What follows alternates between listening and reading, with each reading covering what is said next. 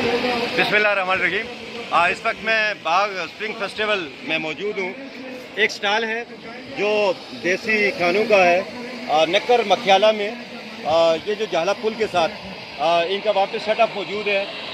यहाँ पे आके इन्होंने इस बात का एहतमाम किया कि लोग यहाँ बिरयानी और बाकी चीज़ों के साथ साथ जो है वो देसी खाने जो है वो खा सकें। और इस वक्त बहुत सारे लोग ऐसे हैं जो गाहक यहाँ पे बैठे हुए हैं। ये मकई की रोटी और इसके साथ जो है वो कड़ी और साग और सब्जी और ये सारी चीज़ें जो है वो देसी इस्तेमाल कर रहे हैं। और ये देखा जा सकता है कि ये मक्खन जो है ये मक्खन लगाकर, मक्खन कई तरह के होते हैं लेकिन ये असल मक्खन है, ओरिजिनल मक्खन है जो यहाँ पे है। ये साग सब्जी और इसको इन्होंने यहाँ पे मिक्स किया है। ये चूरी है और देसी दूध की जो चाय है वो इस वक्त इसका रंग देखा जा सकता है। उस पर वो रंग चढ़ा है जो देसी चाय का है।